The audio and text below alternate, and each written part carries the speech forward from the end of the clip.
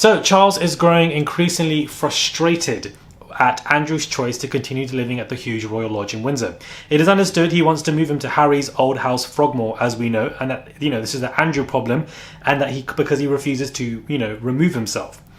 The first would be for Andrew to find a way to become independent and pay for all of his own expenses. The second option is for Andrew to agree to move to a suitable accommodation or take on the first option and basically financially provide everything for himself.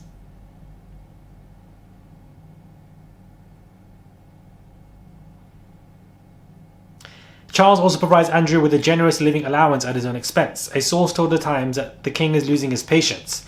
He said it's now 2 years into the king's reign and he wants the matter absolutely settled. Get this, guys, the king is now going to be considering cutting the amount of funding that he gives Andrew in general. The contract, which provides a 10-strong security detail to guard the Duke at Royal Lodge, runs out this autumn and is not going to be renewed, as we all know from when this initially broke a month ago. But now it's been announced that King Charles is going to be considering cutting him off financially as a whole, in general, period, just to cut him off so that he either A, financially depends on himself and can stay where he's at, or he has to move to somewhere else. This is a very clever manipulative move by King Charles. He's going to rinse him dry. How is Andrew going to be affording that hefty mortgage that he's paying on a 75-year lease that he has? He has that lease in his name. He can stay there for 75 years. But you can only stay there if you can afford it, and therefore he's affording it by the fact that King Charles is helping fund him, not only his security, but by financially. So him cutting off the funds financially, he's milking Andrew dry to the point where he limits his options and therefore has to move to somewhere much more smaller and therefore affordable. Remember, Andrew earns the lowest when it comes to any one of these royal members, annually 5 million, which is a lot to us, but very little to them. And 5 million annually may not be 5 million next year, maybe 3 or 4 million. Is that enough to cover the hefty monthly mortgage, let alone the bills of this huge vicinity and property that he stays at? Especially because Charles wants him out, wants to redo the place and give that beautiful palace to Camilla the Rat. And so therefore, not only is he not renewing security, it's now been announced that he's going to hit him where it hurts the most, the money aspect, hit him dry. And to me, that is a very clever move to make and clearly goes to show you the reflection of how fractured the relationship is with Charles and Andrew.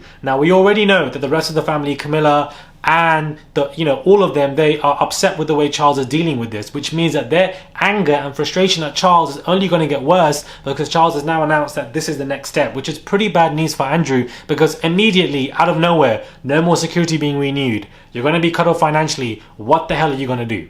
Where are you going to go? There's only so much you can do when it comes to riding your horses 24/7. There's only so much that you can do.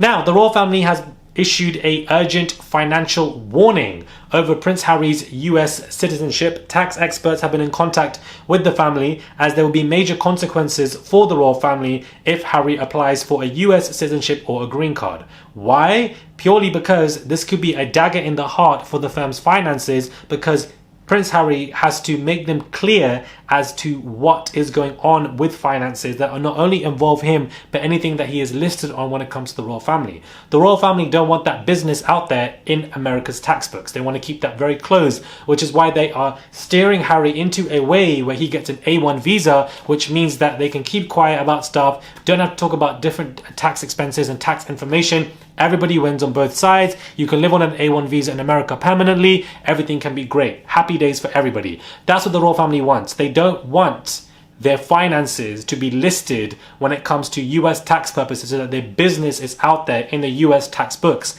Wonder why that would be the case when they're stealing money from us 24/7 anyways as taxpayers. It is very intriguing to say the least. So therefore, they've been issued an urgent financial warning to steer Harry, and make sure he gets that A1 visa.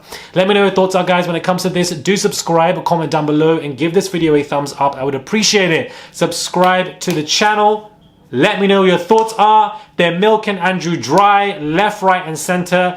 Andrew ain't got nowhere to hide, child. Where is this man gonna go? His pockets are being milked, baby.